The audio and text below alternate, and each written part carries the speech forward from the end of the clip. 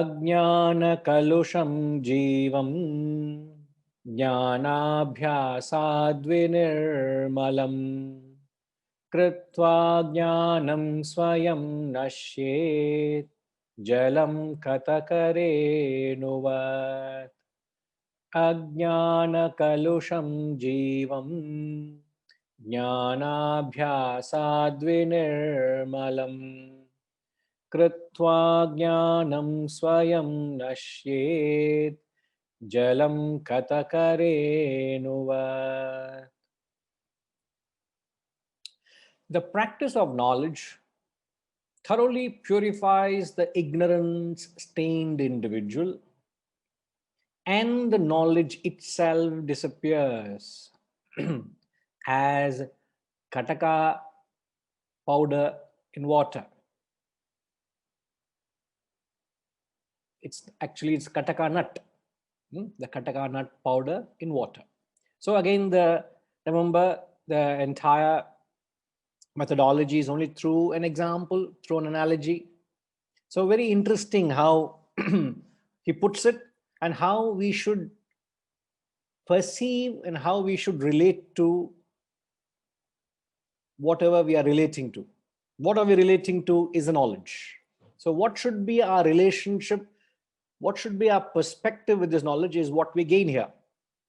So the practice of knowledge thoroughly purifies the ignorance-stained self. As in the previous verse we learned, the ignorance is just like a passing whiff of cloud. It has got the audacity to block the sun. It has got the ego and arrogance to say, I exist and I influence your life. So the ego which we have blocks our vision of the self. And as we learned a little earlier, knowledge is an antidote for ignorance. Now, what he's saying, the first half of the verse is very clear. The practice of knowledge thoroughly purifies the ignorance-stained self, and the knowledge itself disappears as the kataka nut powder in water. Now, why is he talking about the knowledge itself disappearing? It's very interesting. Now, when we talk of realization, we understand realization is getting to the fourth state, isn't it? Now, the ignorance is the realm of the third state, the waking state. Now, the knowledge we are learning is also the realm of the third state. It may be knowledge of the fourth, but it is a knowledge in the third state. So, if avidya is ignorance, which is an illusion, then the vidya, which is knowledge, also is an illusion. Please understand that. The guru in the waking state also is an illusion. The knowledge he gives also is an illusion. The avidya also is an illusion. Then how can something a part of illusion get rid of the illusion? It cannot, isn't it? So how can anything limited give you finite? It cannot. So what the message here he is saying is, the knowledge which is a part of illusion, it addresses the ignorance which is a part of the illusion. It does address. But in the process of addressing, it itself disappears, and it has the capacity to catapult you to the state beyond it. Now, the only reason we are associating with this knowledge is that it has the capacity to take you to the state beyond it, isn't it? We want to detach ourselves to the world, and we developing an attachment to this knowledge to the higher, so that it takes us to the higher state of evolution, the higher state of realization. That's the only objective, isn't it? But if this knowledge itself a part of illusion, and if you develop an attachment to this very knowledge itself, the very knowledge itself becomes an obstacle, isn't it? It can't get you to the higher. But here, what he is saying here is, even though the knowledge is a part of the world, knowledge also is a part of illusion. It has got that extra capacity. It has its cores on one ground, that not only it dissolves everything else, in the process, it itself gets dissolved and gets you to the higher. And that's the line you got to take a note of. The knowledge has the capacity to dissolve every other thoughts of the world, isn't it? Because spirit, what is spirituality? Spirituality, I hope I'm not going too fast. Huh? Some of you are nodding ahead. I'm going too fast. Okay. Something told me I went a little fast there. Now, what I said, I'll repeat. The, the, the knowledge which is a part of the world, it has a capacity to dissolve every other thought of the world. So knowledge also is a part of the world. Every other attachment also is a part of the world. So what this knowledge, if you are truly attached to this knowledge, this Vedanta, this wisdom, this ATMABODHA, this knowledge of the self, if you're attached to it, it dissolves every other thought. All right. And thereafter, it itself gets dissolved. And in the process of getting dissolved, it catapults you to the next state, which is realization. Now, this is the quintessential statement which conveys what the verse is saying.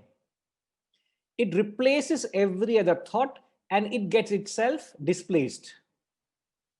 It itself gets disappeared. It doesn't exist. If it stays, because it also is a part of the world, it still becomes a hindrance.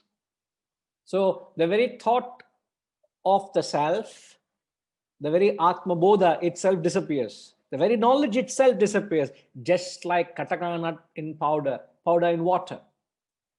Now, kataka nut powder was a, I don't know how many of you have ever seen. I have not seen, but it's like any other nut. The olden days, they used to get this nut and they used to make a powder of it. It is used and it exactly works as a modern alum. It's a cleaning agent, a cleansing agent. So if you had a jug of water and you see the water is so contaminated, you see actually suspended particles in that jug of water, is not consumable.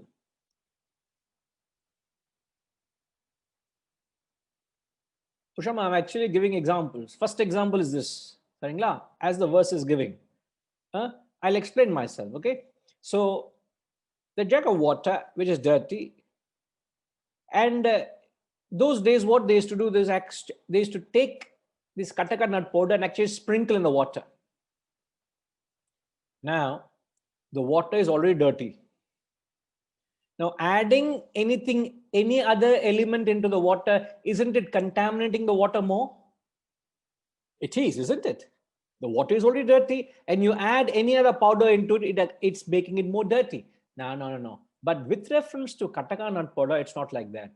What the unique capacity or capability of this powder was, that thin sheet of layer the powder would have formed on the water. The moment it starts contacting the water, it gains weight and the film starts sinking. As it starts sinking, as it's coming down, slowly it starts collecting or attracting the dust particles or the particles in the water, the dirt particles, and the film gets heavier, it starts sinking further down, and slowly you will realize that at some stage you'll see the top layer clear and the film gets slowly settled at the bottom, leaving crystal clear water to be consumed.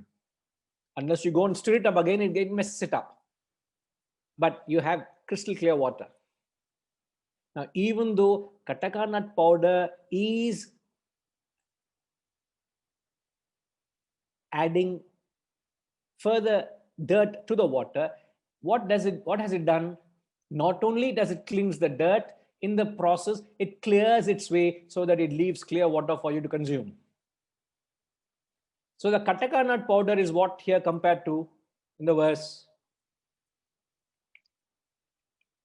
Ushama, the Kataka nut powder is compared to what? Knowledge. Now, what is it? What is the beauty of the comparison of the nut powder to That knowledge? it removes the, I mean, it takes along with it the contamination in the mind or whatever it is, and then throws the mind towards the higher self. So the mind takes the knowledge and becomes more, it is pushed towards the higher self. Ultimately, what happens? So your push, I mean, your ignorance and all that is taken down, and then the knowledge pushes your self towards the higher, towards which you are aiming at.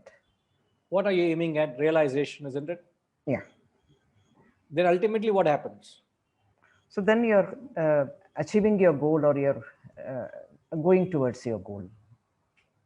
You're pushed towards your goal. What is the ultimate goal?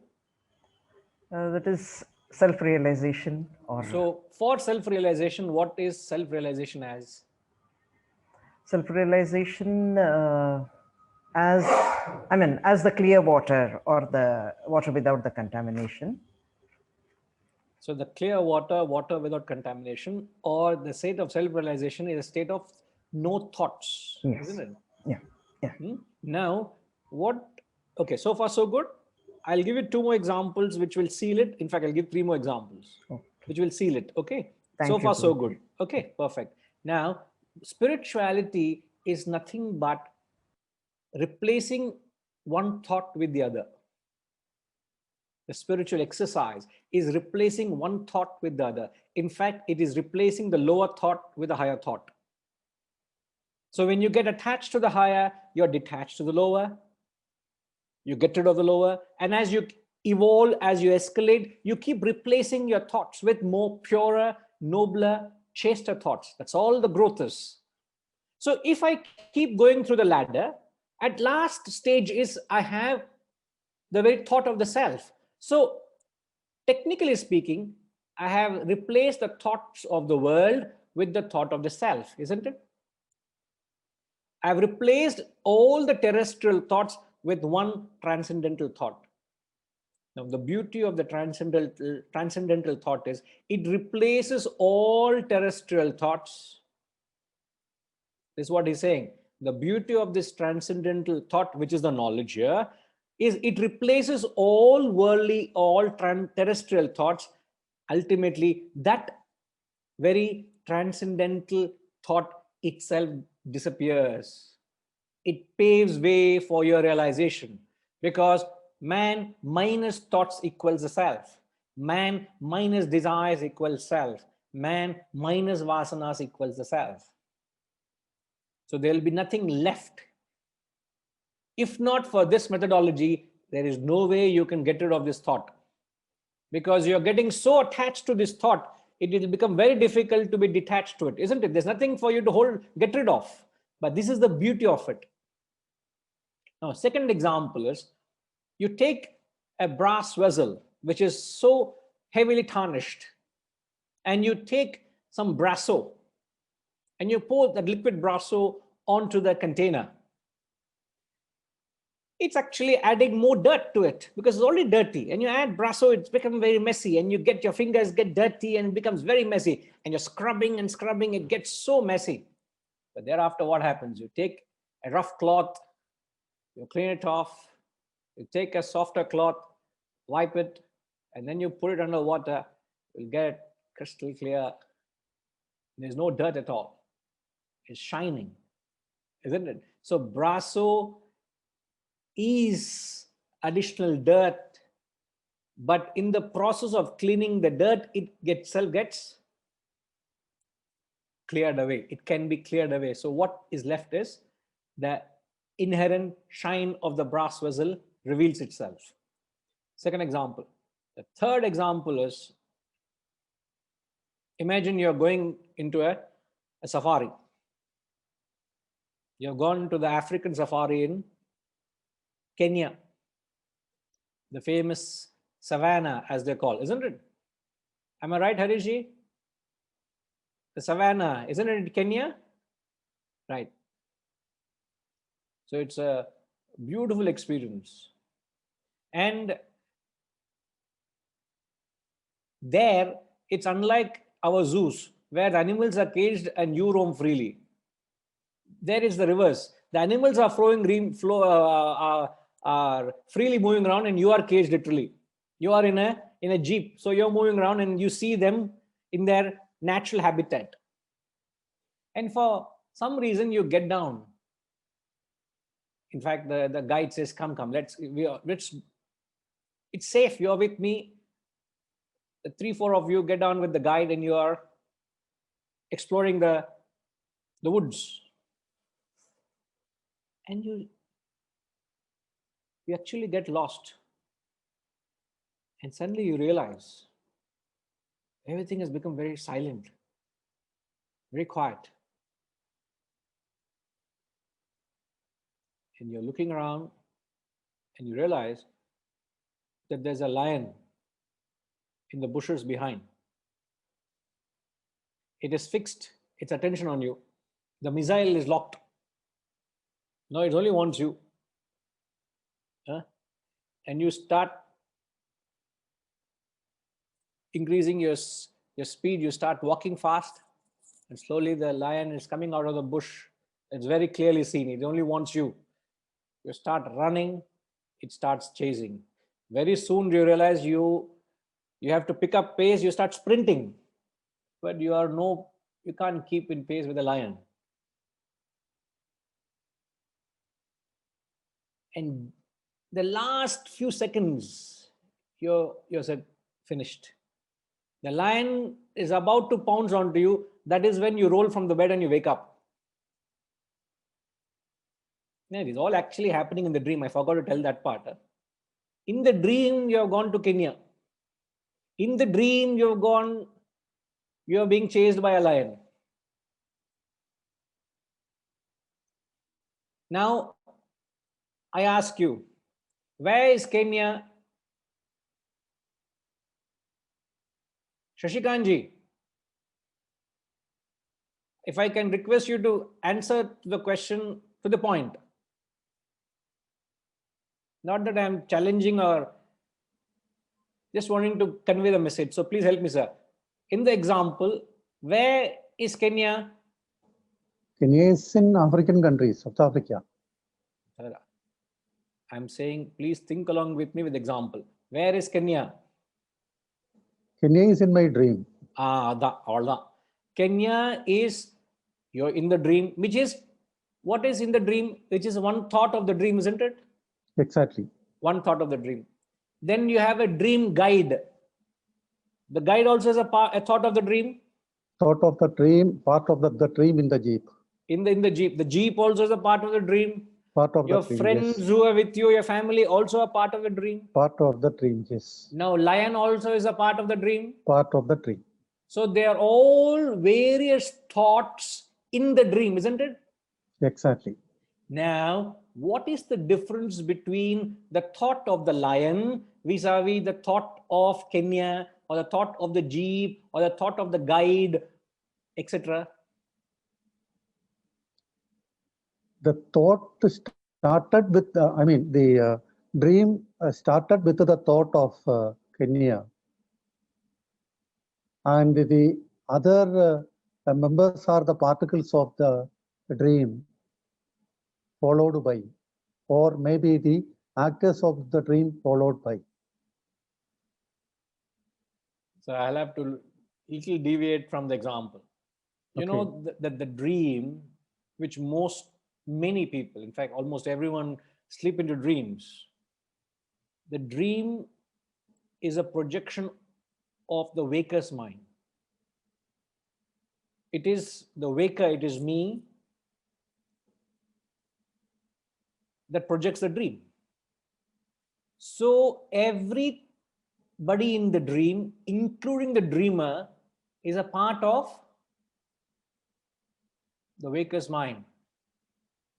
It is not that the dreamer has projected the dreamer's mind, the dream world, please. Okay. Please get this right. The dreamer has not projected the dream world. The dreamer also is a projection of the waker's mind. So the dreamer, the dreamer's family, the dreamer's charity, the dreamer's money, the dreamer's business, the dreamer's work, all that in the dream world he is experiencing is a part of the waker's mind. Now I ask you, if everything in the dream is nothing but a ray of the waker's mind, what is the uniqueness of the thought of the lion in the dream? The lion also is a part of the dream. Just as a dreamer, the dreamer's wife, the dreamer's children, the dreamer's world also is a part of the dream. But what is the uniqueness of the lion? For the entire dream, the lion is the hero. All right, I get what you're saying, sir. Let me get others to engage. I get what you're saying. What is the dream lion? Venkateshwar Garu.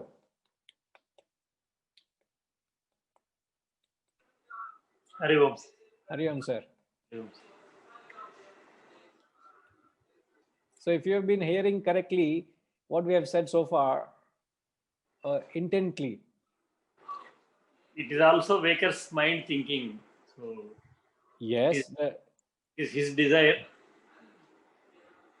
The dream lion also is a waker's mind. But what is the difference between the thought of the lion and the thought of the safari? There's a difference, isn't all other thoughts? What's the difference?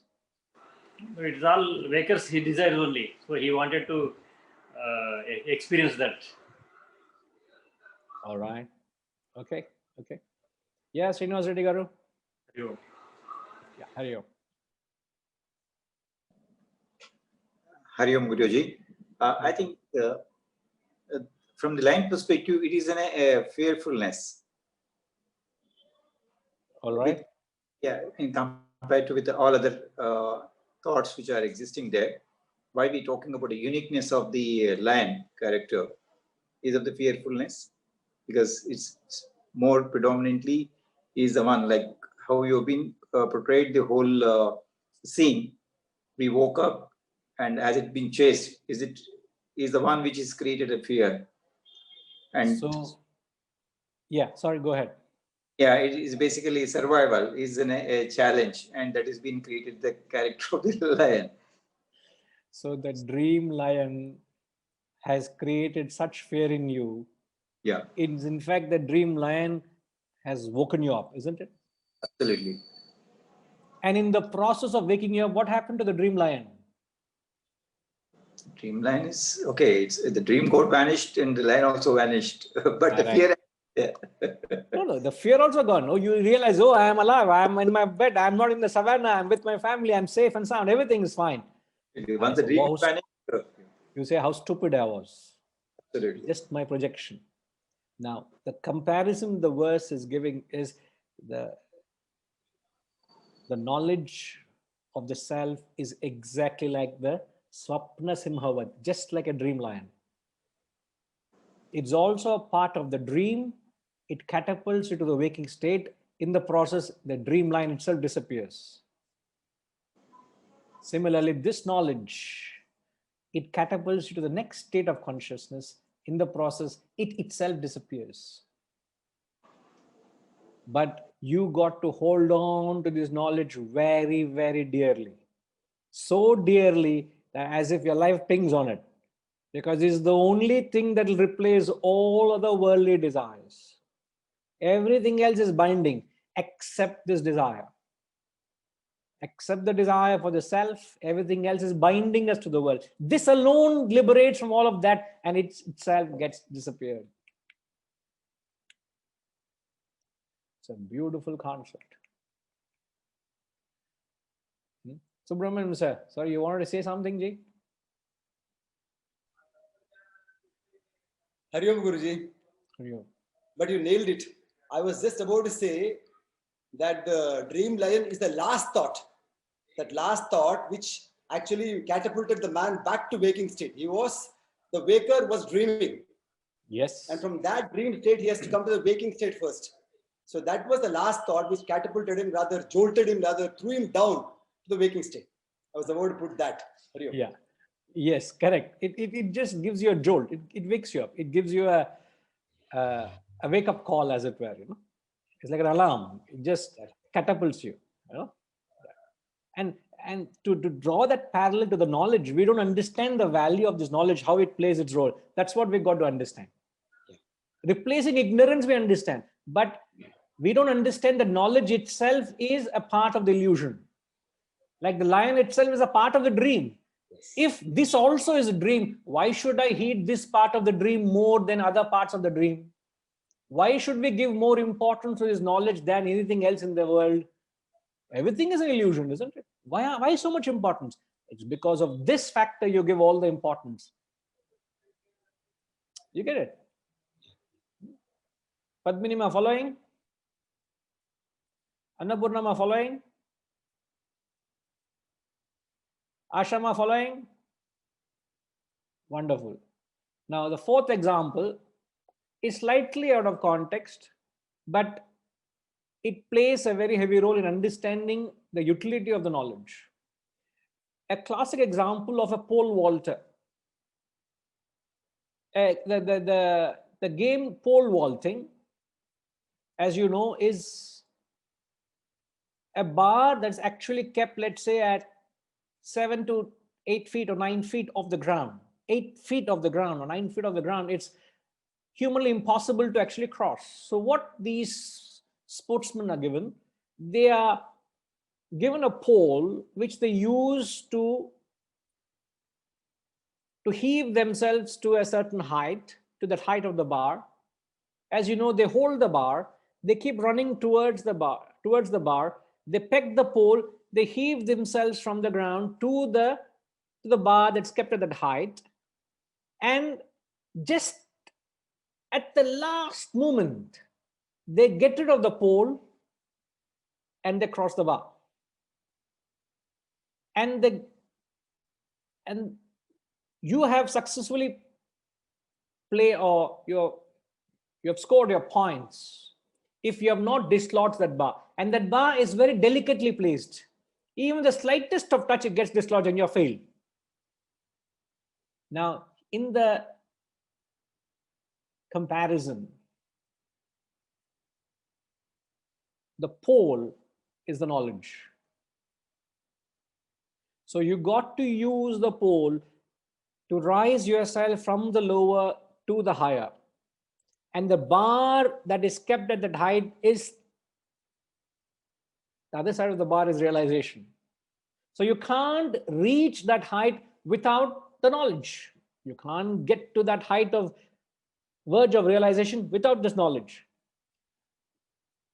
But what's interesting is you can't cross the bar with the knowledge itself. You can't say, oh, this pole has been very helpful for me, let me take it along with me to the other side of the bar. No, you can't. So you can't reach the bar without a pole.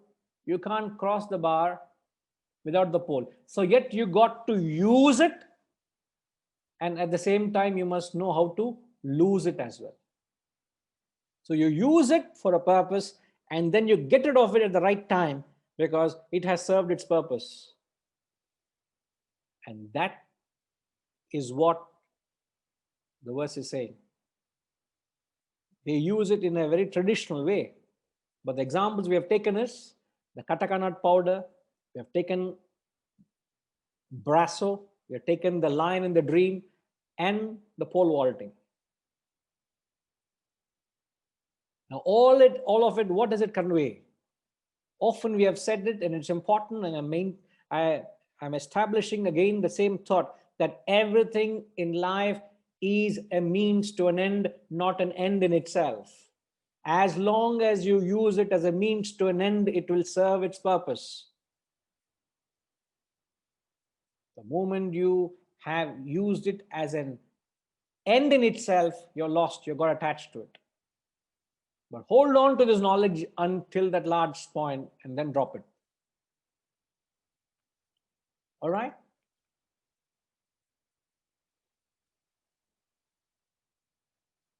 So what the verse is indirectly saying is, having knowledge is not realization.